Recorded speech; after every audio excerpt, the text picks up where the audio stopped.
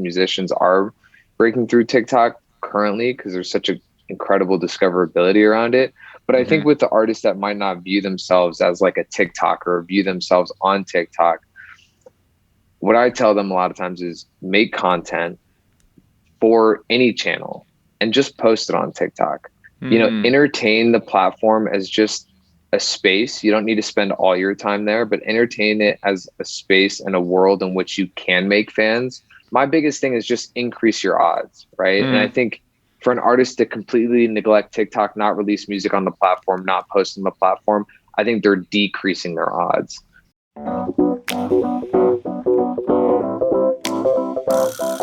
What's going on? Welcome to the New Music Business. I'm your host, Ari Herstand, author of How to Make It in the New Music Business, the book. Today, my guest is Griffin Haddrill. He is the co-founder and CEO of Vertical. Vertical is an influencer marketing agency, a viral marketing agency, specifically working in the TikTok space. They were just acquired by Create Music Group in a multi-million-dollar deal. They have worked with artists like Saweetie, Justin Bieber, Lil Nas X, Warner Records, Republic Records, Atlantic Records, Interscope Records, a lot of the major labels. And as you'll hear on the show, right now on the Billboard Global Top 200, of the top 10 songs, they are representing 5 of them, meaning that they have helped 5 of these songs crack the charts. And he's going to explain all about how they did that and how it all works. If you're interested in how to be successful on TikTok, this is the episode for you. Or you're just curious about how music is succeeding on TikTok and how it's going viral on TikTok and what it's all about, Griffin breaks it down. We get into the weeds a bit, and it's a very informative episode. I think you're really going to appreciate it. As always, please like, follow, subscribe to this podcast. If you're just listening for the first time or you've been listening for a while and you haven't hit that subscribe or follow button, please do that. Visit aristake.com to get on the email list. That is where all the most relevant information is. We send that out. Of course, find us on Instagram, Twitter, and yes, find us on TikTok at aristake. And you can find me on Instagram and Twitter at Ari Herstand. All right, let's kick into the show. Griffin Haddrill, welcome to the show. Thanks, man. I'm excited to be chatting with you. Likewise, this is great. So everyone who is tuned in, I know is so excited to hear from you. And I don't know if this was for private consumption, but I'm going to bring it up and we'll have to edit it out later. When you sent me this screen grab in my email last week, when you're like, yo, of the top 10 songs on the Billboard 200, we're working 5 of them. We have 5 of the top 10 songs right now. Is that public knowledge? Can I say that? Do we have to edit it out later? Okay. I think okay, we're golden there, you know. It's a cool win, you know. And again, right, like what credit can we give TikTok for those? Yeah. I think there's definitely some really strong attribution, but at the end of the day, like the artists make a great song, they made a hit, and we were happy to be a small part of their journey, especially in that moment of success that they had. Yes. Well, congratulations on that. Well done. Great work with that. So cool. I love the screen grab. You circled the ones that you had. And can I list them? Can I read them? Can I say? For sure. So we have Easy on Me, Adele. We have Stay, The Kid, Leroy and Justin Bieber. Industry Baby, Lil Nas X and Jack Harlow. Heat Waves, Glass Animals. Moth to a Flame, Swedish House Mafia, and The Weeknd. Big songs, big names. But the question that I have, and everybody else has, and why they're tuned in and listening to this right now, is what do you do? And like, what does that mean when you are working these songs? Can you just explain what you do and how all this works? Yeah. So, you know, I'll kind of take it back to almost like early TikTok days.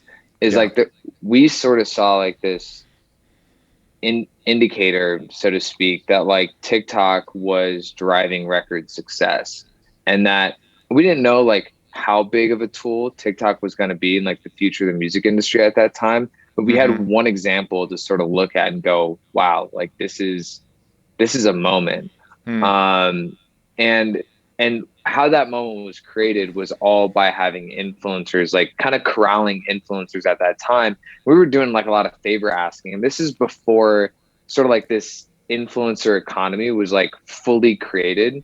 So at the time, like influencers didn't know if they were worth money to post a song in a video, whatever the case may be. But we kind of came up with like a couple different trends, made, called on a bunch of favors with these influencers and like reached out. Like we're just getting our feet wet, right? So we're just like reaching out and getting these influencers on board to use a song.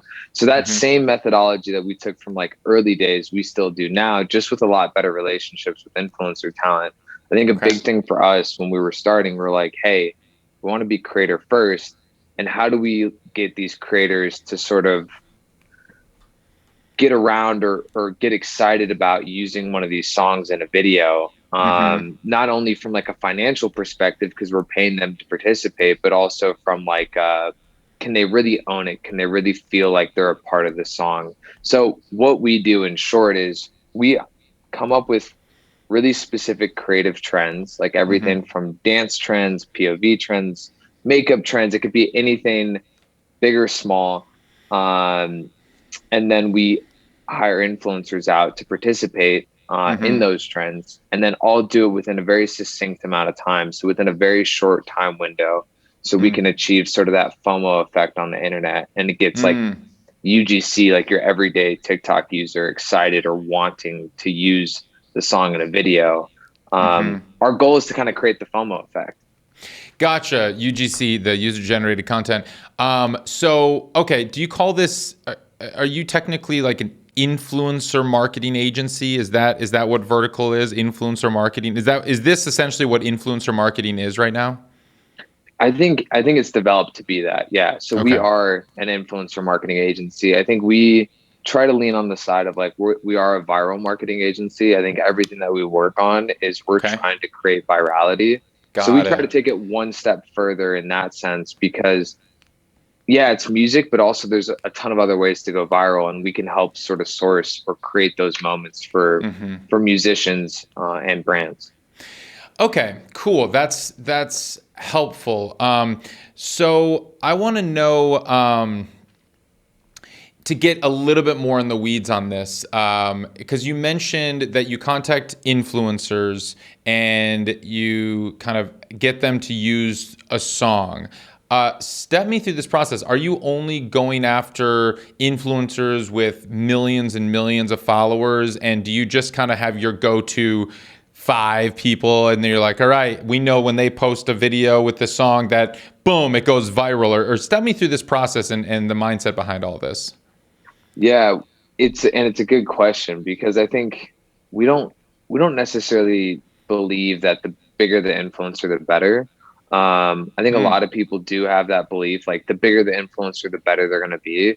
At the end of the day, it really is like about having a unique trend that fits the influencer, right? So if all of a sudden I'm using let's say a dance influencer for a song that's not a dance song, even if I pay the influencer and they do the video, that's not normal content. That's not organic content to them. So it looks forced on their page, right? Got it. At the end of the day, they're not going to reap the benefits, and their community isn't there to see lifestyle content. They're there to see dance content. So it's not only the big ones that win. I think a lot of people have that misconception. And for us, it's really about like generating a moment, and it needs to be an authentic moment. So we're using sometimes people with tens of thousands of followers, and then other moments we're using people with 50, 60, 70 million followers, right? So the span can range, and it's really all about what we feel like is the necessity for the song and also the trend, so that it fits organically.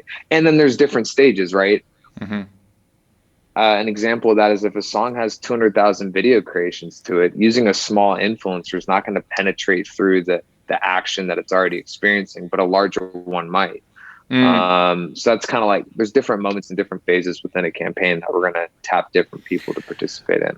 When do you come into the process? Are you there before the song is released to try to get the song to catch week 1? Or do you come in after the song has been out for a while, has some traction or maybe not, and is hoping to give it another life? I think we come in truly on every stage. Like we'll come Wow. in a month ahead of the release, or even months ahead of the release, and or we'll come in after the song's already released, a day before the release, day of the release, sometimes even a year or 2 years or 10 years after a song's already been released. And then Sure. there's like a moment that's starting to bubble up with it, and Hmm. we're there to like kind of pour gas on the fire. Interesting. Yeah, because I was noticing, I mean, the Glass Animals song, Heat Waves, like they posted that video with the song back in January, and it was just kind of a compilation video of some fan art. But it's charting what, almost 10 months later on the Yeah, a Billboard year chart. So later, yeah. a year later, tell me about that process, and when did you come into it? Yeah, we kind of came into it, I want to say maybe a couple months after release. It was out there in the ethos. It was people were listening it, liking it. Hmm. I think people didn't know they loved it yet. But Hmm. it's such an easy song to love, man. It is Yeah. such a great killer record. So Yeah. so we came into, and honestly, that one, I think that song specifically, I feel probably the most connected to Mm. in so many ways, just because first of all, I was absolutely in love with the song. I thought it was the best song, probably the best song I've ever heard, point blank Cool. period. um Big and ups. that's subjective, right? That's my opinion, but It's great. I love the record, and I was like, and we heard it, and obviously Glass Animals, incredible artists, they made an Hmm. incredible record. Hmm. And yeah, we came in a few months after the song was already out. It already had some videos, a couple thousand, like a couple, maybe even tens of thousands of videos made with the song at that time. But it's Okay. sort of like flatlined. Hmm. And we were like, hey, how do we create like another iteration or another moment with this song? And that's when we kind of got into the weeds and really worked closely with the label. We were like, helping come up with video ideas for the band. And we just kind of dove all in and came up with some different trends. But our whole goal, like we sort of knew this. We knew that if it wasn't going to happen like then, right at that moment, more people were going to hear this song, and it was going to happen, right? Mm. And we've sort of experienced that with like really good songs that we just sort of believe in. If it doesn't happen now, it's going to happen later. Hmm. It's just about getting people to hear the record. So tell me about that one, because the video that I saw, I mean, for context, now there are over 500,000 videos using the song. And the most popular one, or one of the most popular ones, is just kids jumping on a bed and teaching their dog to jump on the bed with them. That video has almost 9 million views, 63,000 shares. I'm assuming that was not the trend you came up with. No, that dude, that one wasn't, and so there's actually two. The funny story with this, there's actually two audios to Heatwave. So there's one that has like 500,000 right now. There's another one that has like 1.4, 1.5 million videos made with Oh, it. wow. I'll send you the link to check Okay. out too. But yeah, Hmm. so this song's an interesting one where we sort of felt like if we were gonna attach a trend too early with this song, that Hmm. it would potentially hurt the record. So what we did is we actually like personally reached out to all, we're talking to all these influencers, but we were asking them like, hey, what idea, like, do you have a strong like idea for this Okay. song? And like, what would Okay. you do? And so we sort of did that over and over and over again, just to kind of give influencers some creative freedom, Hmm. knowing because they know what works best on their page. And we Hmm. knew if it was going to work well on their page, the most people to hear the song and see a video, eventually it's going to light fire. And we sort of saw that happen, but we saw it happen in a very funny way. We did a campaign. The campaign ends like great. There's some great traction on it, but nothing really like snowballed at that time. And then all of a sudden, we come back to it a couple weeks after the campaign's over, and UGC is starting to move. This is also at a time when like the TikTok For You page changed. So when Okay. things are hitting the For You page, it's coming at a later time. Hmm. Um, because it used to be back in the day, For You page would happen day of, or maybe within 24, 48 hours. And now the For You page, like we see stuff hit the For You page that's almost a month old, like video content that's only almost a month old. Mm-hmm. And so we saw that happen with Glass Animals. A bunch of we go back and look at the stats from like the influencers we worked with, and all of a sudden their engagement tripled. And we're like, wow, okay, this is happening almost retroactively. So we came back, did another campaign, and so on and so forth. So how does, step me through a little bit deeper into the process. How does the business relationship work with you and the influencers? So I'm assuming you're not paying the influencers based on the level of success, virality, or anything like that, for the reason alone that you just said, that it might catch a month afterwards or something like that. How does that work? Do you engage them and say, okay, what would you like to do with this song? Pitch us some ideas, and then we'll pay you X amount to post one video with it, or to post 5 videos with the song, or how does it work? Yeah, we don't do anything like performance based, right? Because at the end of the day, like we want to adequately pay creators for their work, right? Even if they underperform or if they overperform, right? Like we kind of it's always like a mutual communication line between them. Like, hey, what are your rates? Like, what do you feel like is fair? We either say yes or no, or there might be a negotiation process in that moment too. Like if we don't have the budget for something, and then, that's sort of what we pay them on. Another thing, like another metric that we constantly look at is like sort of what's their average view rate or engagement rate. And we'll sort of kind of like have an idea of like how we might price an influencer based off that. Do you have a ballpark of kind of what that is based on views or followers or average? Yeah. What's the average rate? It's, it changes so dramatically, because for one influencer that holds like a certain credibility within like let's say the dance community, we might pay them, let's call it $3,000 for an average 1 million views. Other influencers, we might be paying $1,000 for an average 1 million views. And it kind of all depends on what first of all, like what their interest level is on the song, if they're receptive to the budgets that we might have. And also it kind of depends on them on what sort of rates they would like to see. And so we understand that we can't use everyone. But the partners, the great partners or influencer partners to us, like, we're working with a lot, and it seems like there's a really good mutual relationship there where they're making really good income off of work that we seed out to them. So it kind of just depends. It very much fluctuates. How many influencers are in your network? I'm always careful about that question. Well, not that question specifically, but about that language, network, right? Because something Community? I always try to make something I always try to make super clear is like we don't hold any of these influencers hostage, and we don't manage them in any capacity, right? Okay. We use anyone and everyone. If they're in the influencer ethos, like we'll work with them. Gotcha. And so, our database per se is like over 10,000 influencers, right? Wow. Okay. So everyone from do we even have, people in specific countries, specific age groups, like if they're associated with certain brands or certain products, right? We get really detailed with our database because we really want to have the best data so that we can also create the best moments online. That's interesting. Okay, so that makes sense. They haven't signed a contract to be exclusive with Vertical.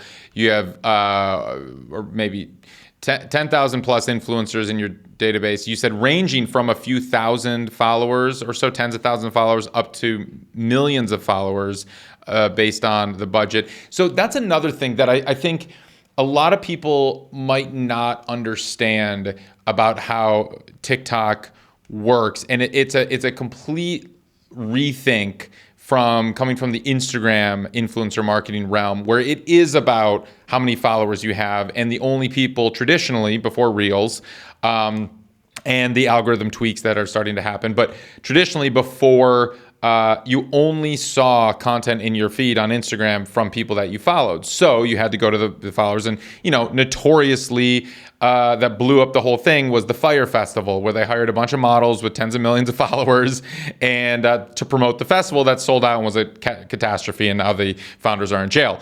But it now works differently. And explain to me why you have influencers with just a few thousand followers in your database that you would contact sometimes if you're hoping for a viral moment. So those influencers, a lot of times it's like the smaller influencers that actually still stay really relevant with what's going on in the internet. The bigger they get, a lot of times the more like career opportunities they're receiving. So they're spending less time on the app. They're spending less time maybe on the internet, and they're spending more time with, maybe it's acting, maybe it's modeling, maybe whatever the case may be. So a lot of times these smaller creators have a really good sense of like what's going on. Like they have their finger on the pulse, right, of the internet. And those creators are always great, not only for us to work with and like even choreographing a trend, but also they're great to work with because those influencers too tend to be super engaged. Like there's like this mutual communication between their fans and them, and they haven't, like, so to speak, sold out to be like this huge celebrity superstar, right? Sure. So they're super engaged. So even though if they only have 20,000 followers, they're like, every video that they do is for every single one of those followers, right? The larger you get, you're sort of splitting your audience all the time, like over and over and over again. And you really end up having a smaller margin of who your diehard fans are. So those creators are super important to us. And like, we still work, I would say a lot of the creators that we work with are always in that smaller range because they have such a good finger on the pulse.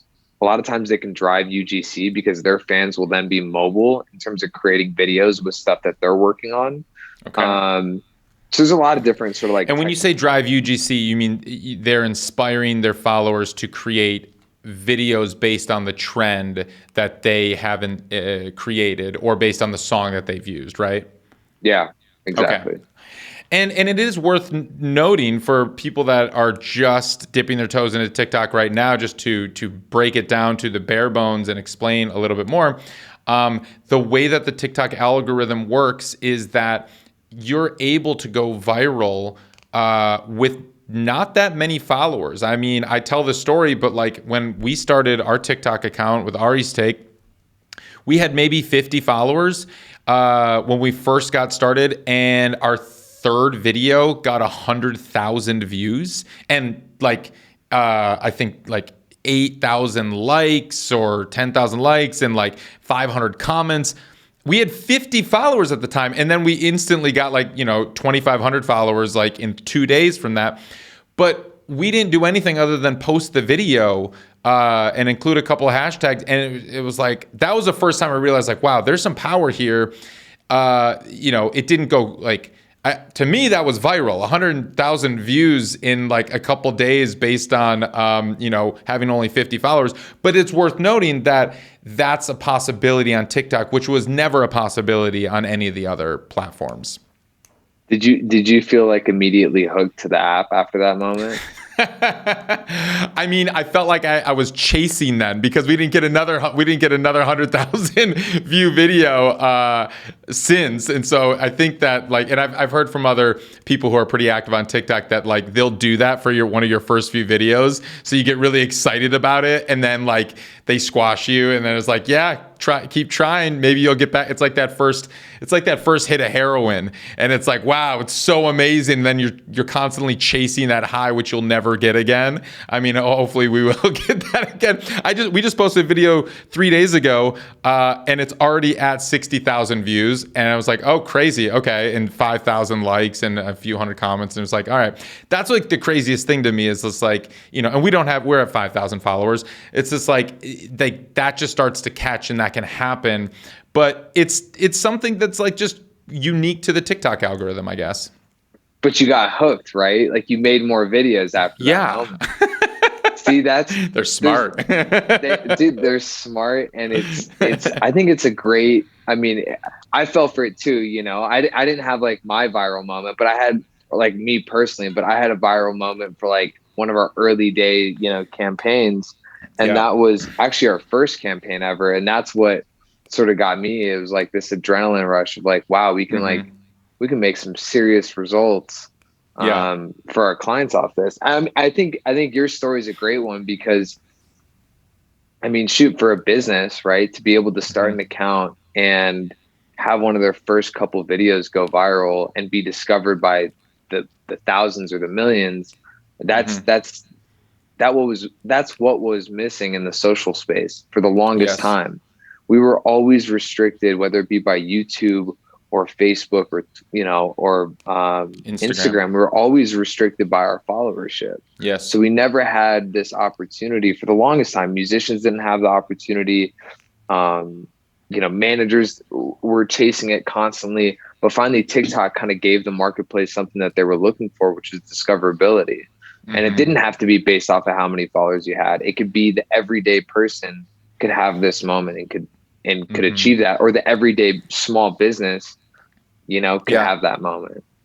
So you mentioned before choreography of a trend, or you choreograph these trends. Now, when I hear that, having a musical theater background, and I hear choreography, I'm thinking dance. I'm like, okay, we have a choreographer, but are all your trends that you're choreographing, are these all dances, or are you talking about that these are any kinds of trends and that you just kind of help you help inspire, or you work with your creators, and give me some examples if it's not just dances?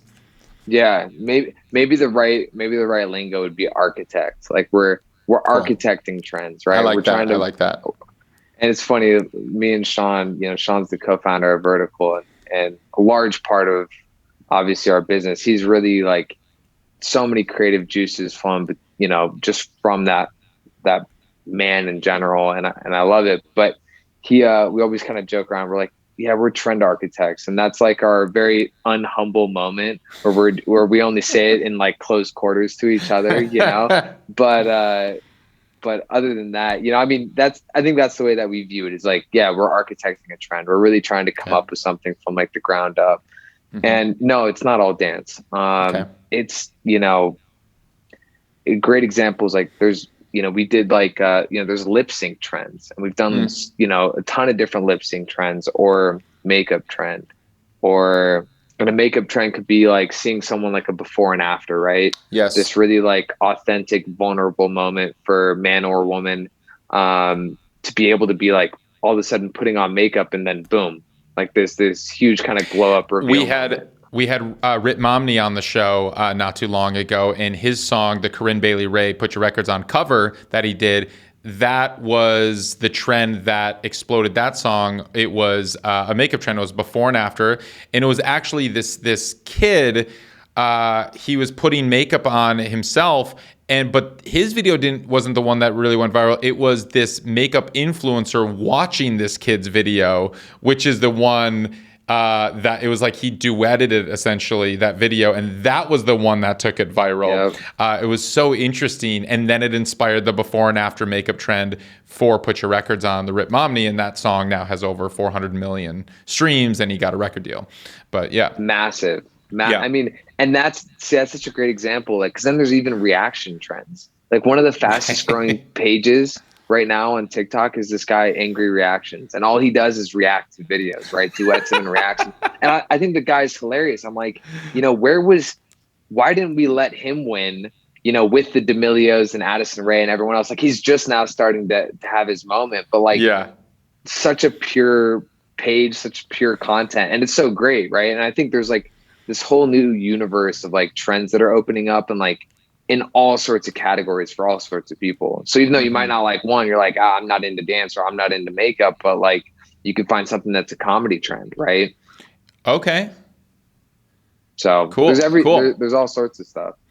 So is this and this is what's so interesting, because it sounds like most of the campaigns that you're working for, most of these songs, you're not actually working with the artists necessarily. Is that accurate?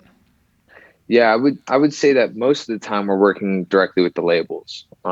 So much of our interaction is really, and these it's so cool, man. Like the labels really understand now like what's happening on the platform, and I give a lot of credit to them because um I think what I've noticed just about even my experiences in the music industry, people were always sort of like slow to act until after the fact.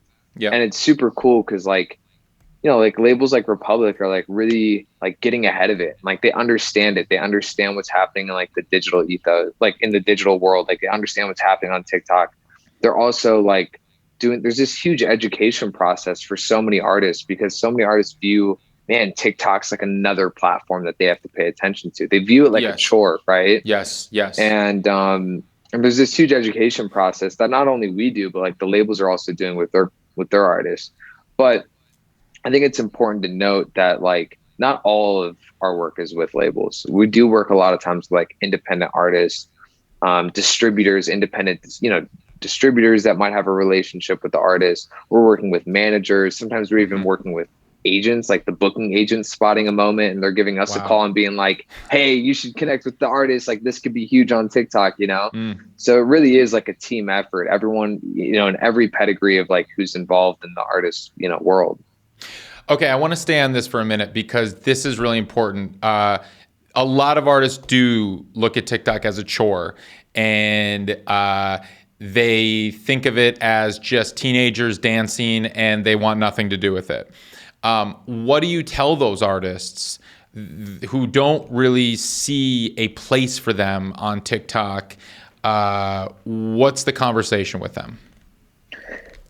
It's a tough question, right? Because it's not for everyone, right? It shouldn't, I do still believe like you have a choice. Like you have a choice on where you want to spend your energy and your time. Obviously TikTok has been so, I would say like prevalent in terms of like what we're seeing in success for like breakout artists. A lot of times that stuff is, or those records or those musicians are breaking through TikTok currently because there's such a incredible discoverability around it. But I think with the artists that might not view themselves as like a TikToker or view themselves on TikTok, what I tell them a lot of times is make content for any channel and just post it on TikTok. Entertain the platform as just a space. You don't need to spend all your time there, but entertain it as a space and a world in which you can make fans. So don't neglect it. Don't neglect it. And also, make sure that like you're listening through your songs. And if you hear a moment that could be good on TikTok, make sure that you're working with your distributor, working with your label to make sure that those, that audio is at least being delivered. So you have some chance. My biggest thing is just increase your odds. Right. And I think for an artist to completely neglect TikTok, not release music on the platform, not post on the platform, I think they're decreasing their odds. And I think that only hurts. Okay, that's a good point. And it's actually, I feel a little bit more encouraged when you say that it's not for everyone and that we don't have to approach it like the influencers who are chasing trends. Because it is something where, I also had Ricky Montgomery on the show, and he talked about how 2 of his songs from his album that came out 5 years ago went viral on the platform before he even had an account. And that's the craziest thing. Like, he was getting texts from friends saying, yo, your song is blowing up on TikTok. He's like, I've never been on, I don't even have an account on TikTok. And they exploded. And similarly, he got offered like deals from every major label out there. And now has like 10 million monthly listeners because of that.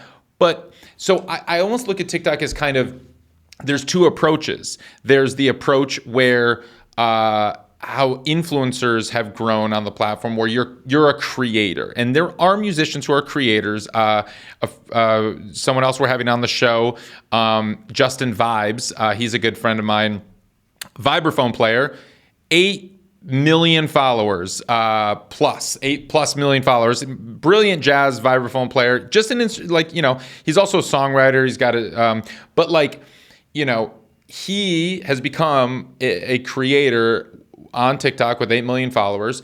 also a behind-the-scenes songwriter. But then on the flip side, you have the the Rit Momneys and the Ricky Montgomerys, who now, of course, are on the platform, but their songs blew out without really their involvement. And so talk about that, especially more so for the indie artists and the managers who are listening right now. They're like, okay, sweet that you're working with all these major labels who are giving you gazillions amounts of money to hire the influencers, and just like yeah, if I had $1 million, I could blow up too, But like that's the backlash. Is like, think like, all right, talk to the people who don't have the major label money. What should their approach be when trying to get their songs to catch on TikTok? If they're open to the platform and they're excited to be on it and eager to like find opportunity there, I think come up with a plan for how you're going to execute TikTok in a manageable way, right? Like, I understand for all artists, like they're spending time in the studio, they have press appearances, there's a lot going on in their world. And I think of like a content plan, and it doesn't need to be high touch. This is the other thing. Like, I think we talk to a lot of people that really believe that it needs to be super produced and it needs to be super thought out, and we need to be super creative, and like they're putting a ton of energy into the or thinking about, and they're not even on the platform yet, just thinking about how they're going to approach the platform.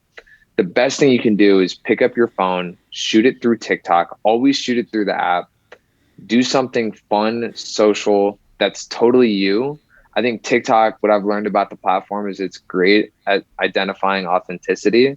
And, people tell me all the time, like, oh, I'm satirical and I almost make fun of being on social media. I'm like, fantastic. We don't need to change that. Let's just lean into it more. Like, let's just be you more and show that through like an open, almost like an open interface.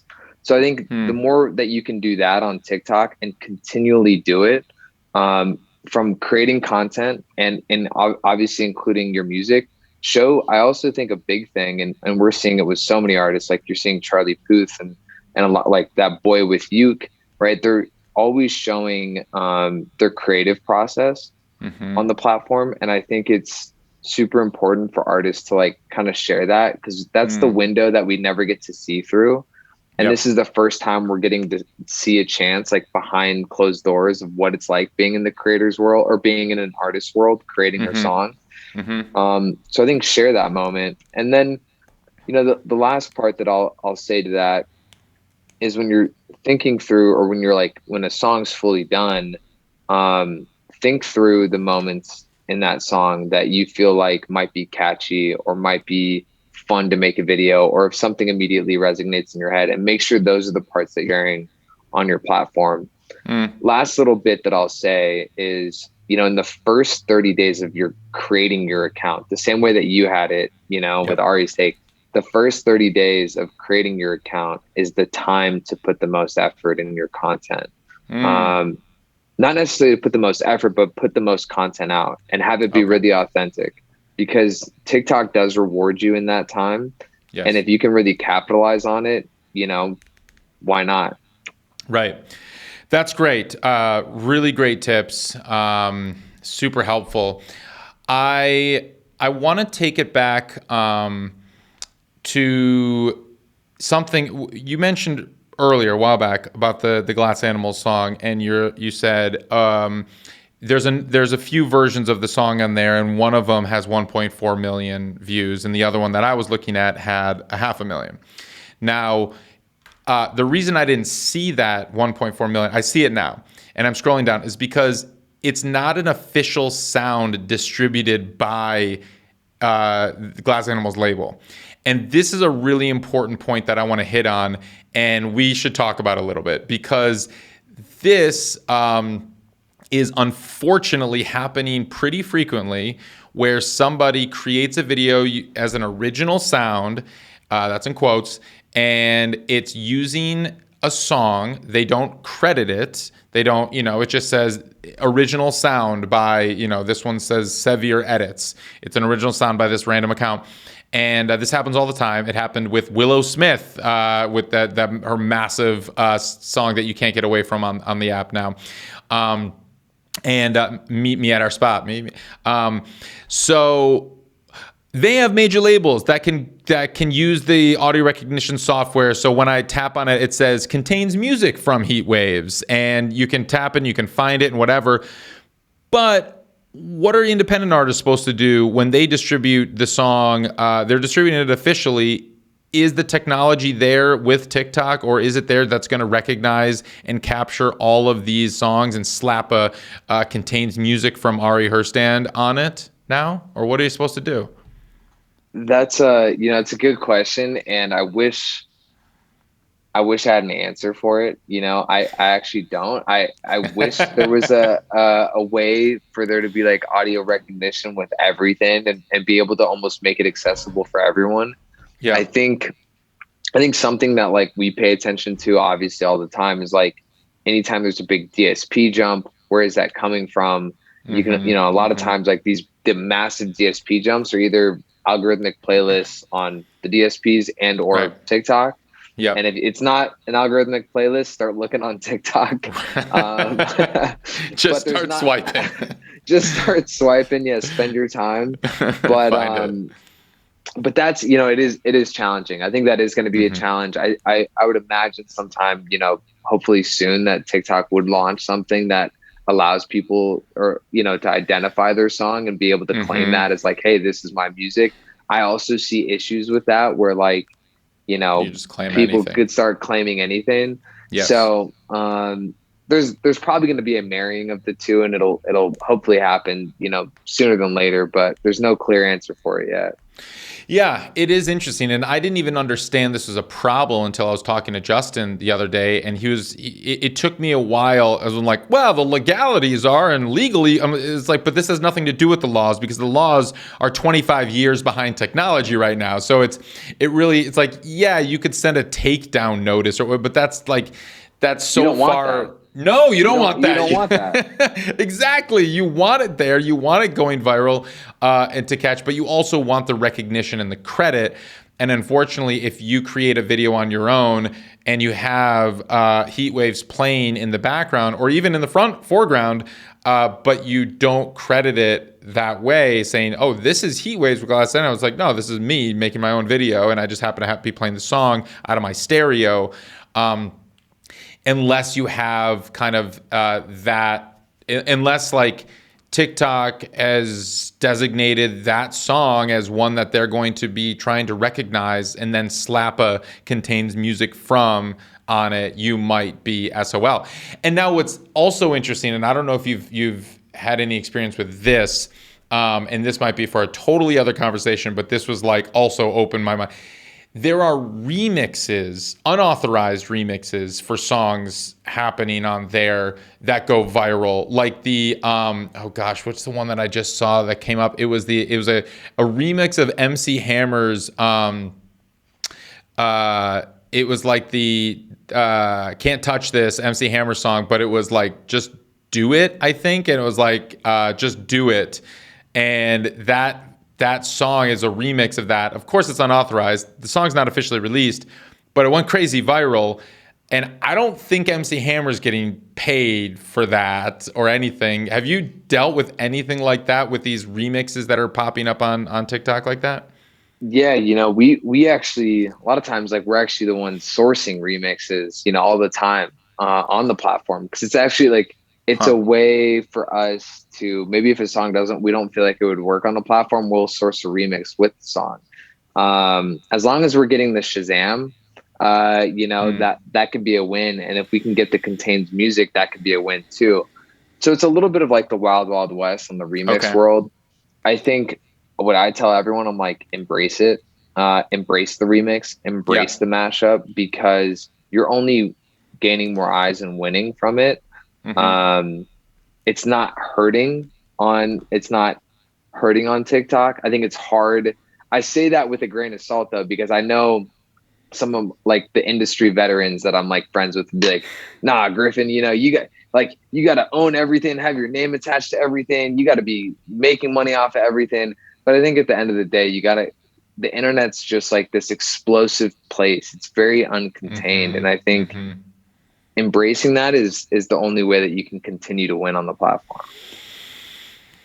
Cool. Yeah, it is. I mean, you have to promote, cultivate, and encourage innovation.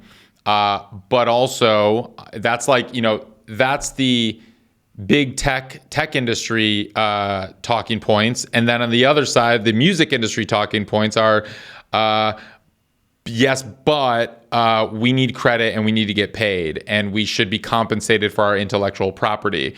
And so that's where tech and music constantly are battling. And it's like, I agree with both. It's like, we should be promoting innovation. And just like you said before, no, don't issue a takedown notice. Like, that's the dumbest thing you could do. Just work with the platforms together so everybody wins. And there is a solution. And I always say, like, unfortunately, the reason we haven't found the solution is because the tech industry is run by millennials and the music industry is still run by boomers. And so, like, they just completely miss. They don't see eye to eye.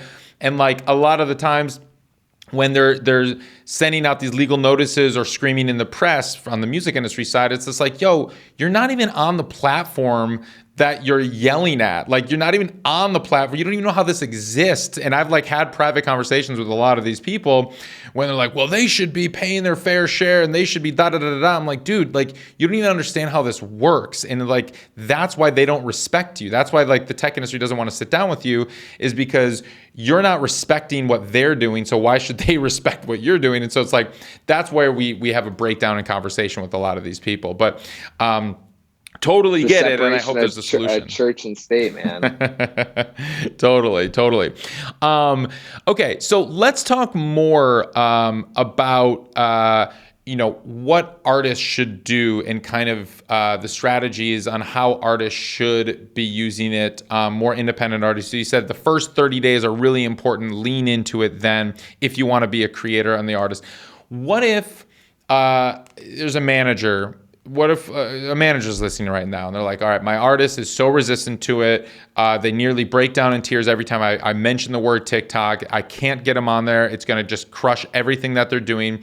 But I understand the power of TikTok. As manager, I'm fully leaned in and want to do whatever I can to help my artist's song, which I think is brilliant and could pop off on TikTok, go viral. But I'm working with a budget of $5,000, not a budget of $500,000. What should I do? It's a tough question because now the platform is so different than what it was in early days. We used to do stuff for $1,000 and get it to go viral. Now the platform's like evolved, and I think people's tastes. People aren't as like receptive to every song that's on the platform like they almost used to be. Okay. So I think if you're working with a smaller budget and you're really trying to be scrappy with it, I always say, talk and talk to, either people like myself or other people in the space that like really that are like spending every day on there, like living, breathing, we're born on the platform kind of thing. Get their feedback. And I also think that if you're a manager, it might be best to even cultivate some of those relationships with influencer talent directly, ones that are fans of the artist, right? It's not always about hiring an agency to create success. I think we're here to bridge success or create success when we can, but it doesn't always have to be with an agency. So I do think like if you're a manager, if I were a manager, I had a $5,000 budget, I thought the song was going to work on TikTok, I would be trying to make some personal connections with some of the talent that I think live in my artist world, understand my artist world, like their music, and try to make that try to marry them together in a way that now my artist hopefully becomes more receptive to working on TikTok, and the creators feel like there's like a personal relationship there for them to generate success. Cool. I like that. Talk to me a little bit more. I glossed over it before, but I want to hit it now. When you mentioned booking agents are getting in touch with you, how can it help an artist? How can it help a tour in the live space that is so hyper local when you're trying to sell tickets to Milwaukee or something? How can TikTok play into that? I think specifically with touring, I'm still trying to get measured results on terms of like how TikTok can directly correlate to touring. It's really hard data to try and pull and search for. But what I do think is that, I read this interesting stat. So like 60% of users on TikTok, this was of September, 60% of users on TikTok are Gen Zers, and Gen Zers is the biggest generation, ever to exist currently. Right. So one thing that if that's your buying fan base, if that's your ticket buying fan base, I think that if you're able to build your artist profile on there, all of a sudden you've added a new layer of fans. By the way, it's the easiest platform to gain followers out of all of them. Right. So if you can build followers and build an audience there, all of a sudden you can start marketing your tour there, marketing your content there for touring. And I think those go hand in hand together, especially when you're getting ready to roll out a tour, already have one live, and you're cycling through localized cities. Cool. I spoke with a guy on the very micro level, and this was something that I was not aware that could even be possible on TikTok. He lives in Toronto, and he was doing these driveway concerts in 2020, the summer of 2020. And just for people, friends, fans in Toronto area, just playing in the driveways, for a few $100, he'd show up and you could get your neighborhood out and put your lawn chairs out and he'd play for you. He filmed some of these things. Then this past summer, he made a TikTok saying, hey, everyone in the Ontario area, I'm offering driveway concerts. If you want a driveway concert, let me know. And you're around Toronto, Ontario, let me know. Here's kind of what they look like. And then he cut in some of the footage. And he said that video actually caught in Toronto, in the Ontario area, to the extent of like 40,000 views, which in the grand scheme of TikTok International is not that much. But if you're just catching your local market, which the algorithm did, he's like, he booked up his entire year from that video, from people wanting driveway concerts, and just in Ontario area, which I thought was crazy. I'm like, okay, now we're reaching hyper local, and you're able to sell tickets or like get people in this local region. Like we've now evolved into this next phase, which I think is really exciting. Dude, that's amazing. That's I really want to check out the video, and I want to check out his profile, because I think that's super cool. Like, and I'm sure you get fed, ads for where you are all the time. I get fed ads, like, or not only ads but videos, for Vegas and LA. If you're in Los Angeles and you want to do that, like, I'm throwing a party this Friday, you should show, like. And it wasn't even an ad. I'm just like, whoa, how did you know? Like, how did I I was here? Yeah. But the algorithm knows. It knows. So it's great. I think in the sense of like, it's almost like it's geo-target. It's a little bit scary, I'm not going to lie. You're like, but at the end of the day, if you can, it's a new way to reach fans, do it. Yeah. I got to check that video out. I'll send it to you. It's pretty cool. Speaking of ads, does your agency, do you run ads? Are you working with the TikTok ads platform at all? We do run ads, but it's not something that we are super gung-ho about. I still believe like organic traction is really the way to drive success on the platform. So we try to stay away from ads where we can, but it's something that we do offer. We do when needed. Gotcha. Okay, cool. Are there any other tips that you could offer musicians who are just getting started? Let's say they haven't created an account yet. They hear you on the first 30 days and they want to, they hear you on being authentic. But I think that's a scary term, I think, to a lot of people, because it's like, well, what does authentic mean? Like, is me cooking dinner because I love to cook, is that authentic? But I don't, like, that doesn't have anything to do with my music. So should I be doing that? Or like, I like to exercise, but that also doesn't have anything to do with me. Like, what do you recommend, because this platform can seem very scary and daunting for someone who's just trying to figure it out, to an artist to get started to really capitalize on those first 30 days and be successful? I think tell them that you're an artist, right? Because if all of a sudden, and I'm serious about this, all of a sudden you're 20 days into your content and you're like, oh, hey, I'm an artist, right? You've all of a sudden attracted an audience that might not have been there because you were an artist. So I always say, like, tell them what your status is, right? Like, I'm an up and coming artist out of Virginia, and this is my hometown. I live in a trailer, and I've been playing the banjo for 30 years, whatever it is, right? Yep. And tell them your story. Be upfront about it. TikTok will spot it real quick. Like, if all of a sudden you start selling them something down the road. So I always say, like, open the doors, tell them who you are, tell them why you're there, and then just start building the narrative from that point on. The other thing too is ask your audience for recommendations, ask your audience for feedback. I think that communication line, you're building really engaged, organic, true fans that are going to be with you. And if all of a sudden you receive that feedback and, like, apply it into your content or your music, your fans will go crazy. They feel a part of that journey with you. So those are a couple of the little tips and tricks that I would do early on for an up and coming or independent artist. Amazing. Cool. Well, Griffin, this has been fantastic, so helpful. I know a lot of people got so much out of this. I have one final question that I ask everybody who comes on the show. What does it mean to you to make it in the new music business?